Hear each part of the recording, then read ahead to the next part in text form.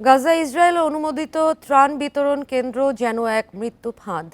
সেখানে ইসরায়েলি বাহিনীর গুলির মুখে পড়তে হয় ফিলিস্তিনিদের। এরই মধ্যে বহু মানুষ নিহত হয়েছে। এছাড়া ক্ষুধার্ত মানুষের ভিড়ে দম বন্ধকর পরিস্থিতি সেখানে। কোনো মতে বেঁচে গেলেও শেষ পর্যন্ত ফিরতে হয় খালি হাতেই। এমন ভয়াবহ অভিজ্ঞতার কথা জানাচ্ছিলেন অনেক ফিলিস্তিনি। বান্ডেল থাকলে প্রতি সেনমানিতে টাকা বাঁচবে। বিকাশ সেনমানি বান্ডেল কিনে জিতুন প্রতি লেনদেনে। দক্ষিণ গাজার বাসিন্দা নিজাম সালামা পরিবারের জন্য খাবার আনতে ৩ জুন ইসরায়েল পরিচালিত ত্রাণ বিতরণ কেন্দ্রে গিয়েছিলেন তিনি। সে সময় নিজের ভয়াবহ অভিজ্ঞতার কথা বার্তা সংস্থা রয়টার্সকে জানাচ্ছিলেন বিশ্ববিদ্যালয়ের এই অধ্যাপক। নিজাম সালামা জানান, ওই দিন ভোরে তাঁবুর আশ্রয়স্থল থেকে বেরিয়েই কিছু দূর যাওয়ার পরপরই গুলিবর্ষণ শুরু হয়। পরে ত্রাণ বিতরণ কেন্দ্রের কাছে আরও একবার ইসরায়েলি গুলির মধ্যে পড়েন তিনি।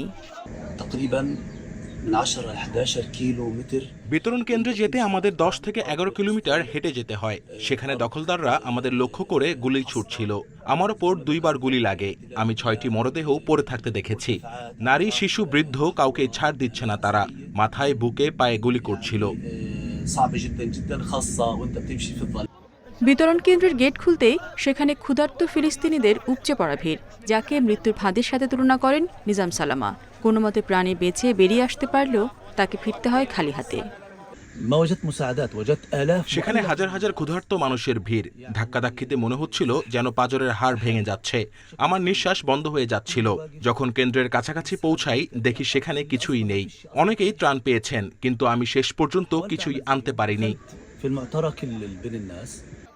নিজাম সালামার মতো ত্রাণ আনতে যাওয়া আরও অনেকেই একই ধরনের অভিজ্ঞতার কথা জানিয়েছেন রয়টার্সকে। তবে ইসরায়েলি সেনাবাহিনীর দাবি, সাহায্য বিতরণ কেন্দ্র থেকে কয়েকশো মিটার দূরে সন্দেহভাজনদের দিকে সতর্কীকরণ গুলি চালানো হয়।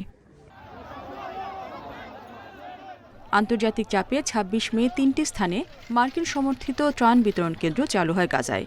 এই পর্যন্ত সেসব স্থানে ইসরায়েলি বাহিনীর গুলিতে ১৫০-র বেশি ত্রাণ প্রত্যাশী নিহত হয়েছেন। রেশমি নন্দী, ইন্ডিপেন্ডেন্ট নিউজ।